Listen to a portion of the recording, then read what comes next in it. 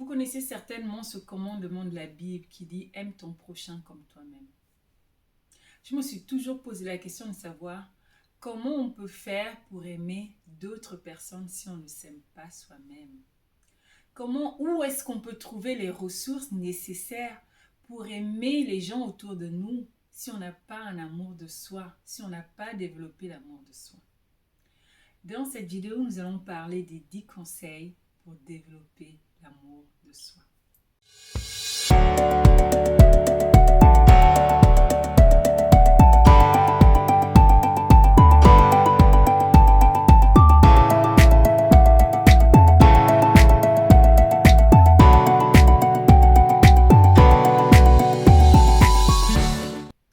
Bonjour à tous, je suis Suzy Bilo, je suis votre coach transformationnel qui va vous permettre de vous épanouir encore plus afin de faire passer votre vie à un niveau supérieur. Si vous êtes nouveau ici, n'hésitez pas à vous abonner, à liker et à partager. Oui, partagez cette vidéo à un frère, à une sœur, à un voisin, à un collègue de travail qui a besoin de se dire que quelque chose de différent est possible, qui a besoin de se dire que lui aussi a le droit et les possibilités de courir vers ses rêves et de les atteindre. Vous savez, nous sommes une communauté. Et dans une communauté, quand l'un de nous gagne, c'est toute la communauté qui s'enrichit. Alors, s'il vous plaît, partagez cette vidéo. Donc, nous allons parler donc des 10 conseils pour développer l'amour de soi. En 1, abandonner toute forme de critique envers soi-même. La critique fait des dégâts terribles. Surtout en plus quand elle est dirigée vers soi-même. Ça revient à régner qui nous sommes. Arrêtez de vous critiquer. Et nous sommes très fortes. En général, les filles, elles sont très fortes là-dedans. De se critiquer tout le temps. Elles-mêmes. En 2, être bienveillant envers soi-même. Eh oui. La bienveillance, vous savez, quand on est dans le processus de développer l'amour de soi, la bienveillance va jouer de 2 manières. C'est en étant indulgent envers nous-mêmes, mais aussi en étant patient. Vous savez, j'aime me représenter cette image d'une maman qui regarde son enfant et quand l'enfant tombe, qu'est-ce qu'elle fait? Elle va vers son enfant, elle le lève et elle le prend dans ses bras. Et en fait, c'est ça être bienveillant. Quand vous êtes bienveillant envers la manière que cette maman a d'aller prendre son enfant et le prendre dans ses bras, c'est ça que vous devez développer comme bienveillance envers vous-même. C'est-à-dire que si vous avez pris une mauvaise décision, si vous avez chuté, si vous êtes tombé, eh bien, relevez-vous et dites-vous que ça va aller mieux la prochaine fois. Vous ferez mieux la prochaine fois. Vous grandirez plus la prochaine fois. C'est la manière d'être bienveillant avec soi-même. En 3, c'est s'encourager et se complimenter. Oh, ça fait du bien de se complimenter et de s'encourager. Pour ça, vous pouvez aller voir la vidéo « Changer son disque mental ». Et ça vous montre un peu les exemples de phrases, d'éléments que vous pouvez utiliser pour vous encourager vous-même. S'encourager, en fait, c'est donc comme ça son nom l'indique, c'est se donner du courage, c'est se donner de la force et se dire qu'on est capable de. En fait, c'est l'objet de cette chaîne. C'est de se dire que nous aussi, on est capable de faire des choses extraordinaires. De se complimenter, c'est se dire qu'on est beau, qu'on est belle, qu'on est bien dans ses baskets. Et que de toute façon, si on est sur cette terre, c'est que, voilà, on a quelque chose à y faire. Et qu'on est là parce qu'on est à l'image de Dieu. C'est génial de voir les choses comme ça, non? Quand vous vous regardez dans la glace et que vous dites « Ah ben non, là, ça, c'est pas bon, ça, c'est... » Non. Regardez-vous dans la glace en vous disant « Waouh, ma chérie, t'es belle. T'es radieuse ce matin.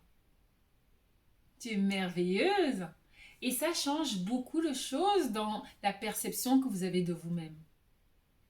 Ça vous permet de vous aimer davantage.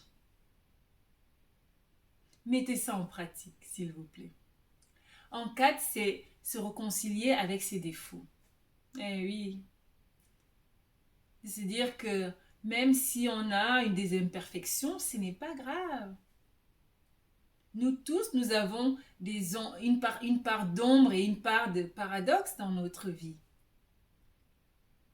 Et nous devons faire souvent notre introspection et faire en sorte que finalement, cette part d'ombre va peut-être finir et la transformer en ce qu'elle se devienne une force. On peut transformer cette part d'ombre, cette faiblesse, ce défaut pour que ça devienne une force pour nous. Et en fait, c'est ça le travail du développement personnel. C'est ça le travail de développer l'amour de soi. En fait, on a tous les outils, en fait. Il faut juste bien les utiliser. Réconciliez-vous avec vos défauts. Est-ce que vous connaissez quelqu'un sur cette terre qui n'en a pas? Alors, soyez indulgent envers vous-même. En 5, c'est prendre soin de son corps. Et oui, notre corps, c'est l'outil qui va se présenter devant les gens. En premier, c'est la première chose que les autres vont voir de nous. Prendre soin de son corps, c'est de manger sainement. Prendre soin de son corps, c'est de s'habiller correctement, d'être propre sur soi. Prendre soin de son corps, c'est aller se coiffer, faire ses ongles, de mettre la crème sur sa peau quand on a fini sa douche. C'est prendre soin de son corps. Et c'est notre outil principal parce que c'est l'outil que les gens vont d'abord voir avant de venir discuter avec nous. Prenez soin de vous, prenez soin de votre corps. C'est aussi être reconnaissant envers Dieu quand on prend soin de son corps.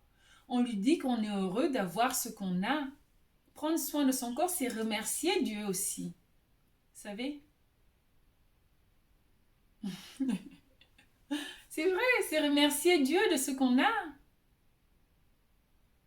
Et plus vous remerciez, qu'est-ce qui se passe?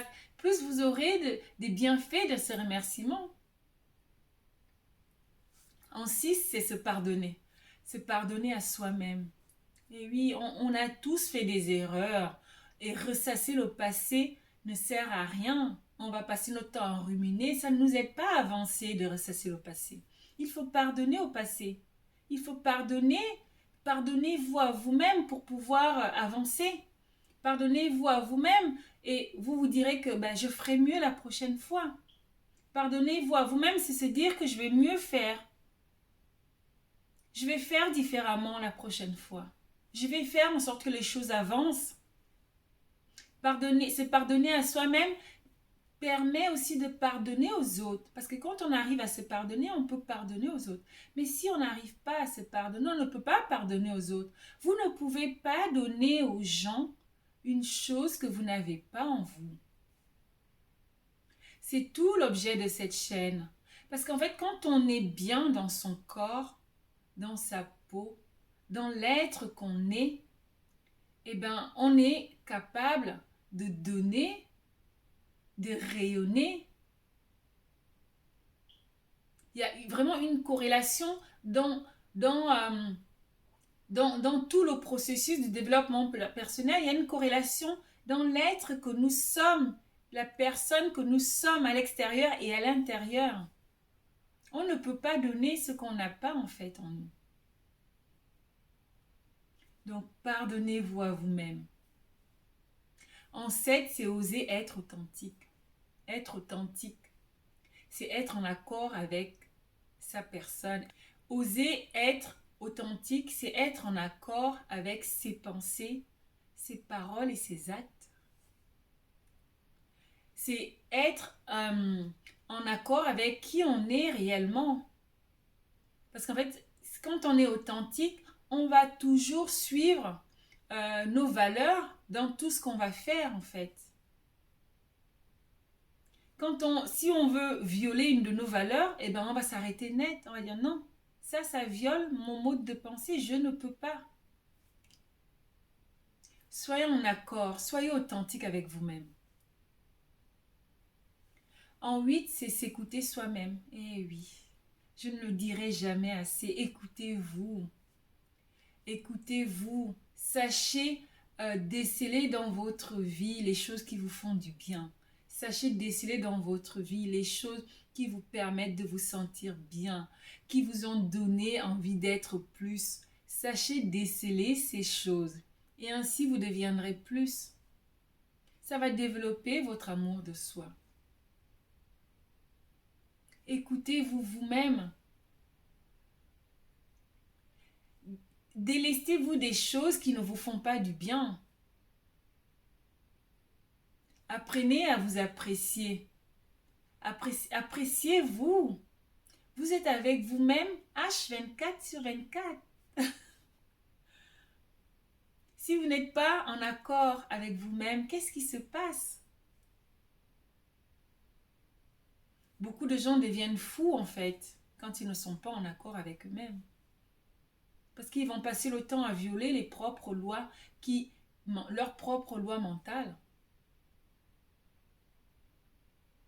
Soyez en accord avec vous-même pour être en paix. Soyez en accord avec vous-même pour vivre dans la paix. Soyez en accord avec... Écoutez vous-même, écoutez-vous. Écoutez-vous. S'écouter soi-même. Pour être en paix avec soi-même, il est nécessaire, il faut que vous soyez attentif à vos besoins. Que vous sachiez les choses qui vous font du bien. Sachez les choses qui vous font du bien. Écoutez-vous, écoutez vos émotions. Ça va vous dire les choses qui vous font du bien. Ou du mal d'ailleurs. Nous devons tous savoir ce qui nous fait du bien et ce qui nous fait du mal. Et souvent, on s'éloigne de ce qui nous fait du mal, sauf si vous êtes maso. Mais faites-vous du bien, écoutez-vous. En 9, c'est orienter son regard sur les choses positives. Orienter son regard sur la positivité. Et oui. Vous savez, on vit tous des situations qui peuvent être parfois compliquées de prime abord, mais quand on oriente son regard sur l'aspect positif, on va chercher à trouver l'aspect positif dans la difficulté qu'on vit. Quand vous vous concentrez sur quelque chose de positif, vous en aurez davantage et davantage. Si vous vous concentrez sur le négatif, vous en aurez davantage et davantage du négatif. Orientez votre regard sur le positif. C'est un petit exercice que je fais moi souvent, c'est de lister le soir 3 éléments positifs que j'ai vécus dans ma journée. Et souvent quand je pense à ça, mais pour moi c'est un moment de gratitude qui se met en place en fait. Faites ça dans votre vie, ça va vous changer la donne. Vous sentirez mieux. Vous sentirez mieux avec vous-même. En 10, c'est se délester des personnes malveillantes, des relations malveillantes. Regardez autour de vous et posez-vous la question de savoir si les gens qui sont autour de vous attisent votre flamme ou alors s'ils jettent de l'eau dessus. S'ils attisent votre flamme, c'est les bonnes personnes. Si ces personnes jettent de l'eau dessus, il faut s'en éloigner. C'est des gens toxiques. C'est ça en fait tout le jeu de la vie.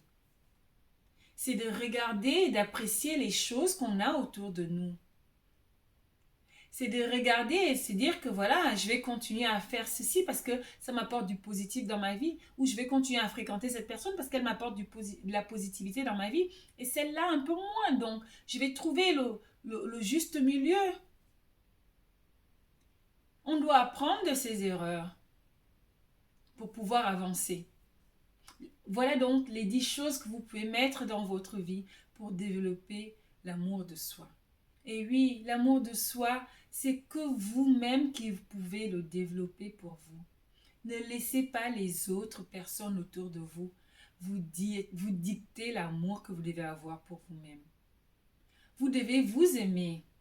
Ne laissez pas les gens malveillants vous dire que vous n'êtes pas capable. Ne vous laissez pas tomber dans le désarroi de ne pas prendre soin de vous. Ne vous laissez pas berner en pensant que vous n'êtes pas une personne capable.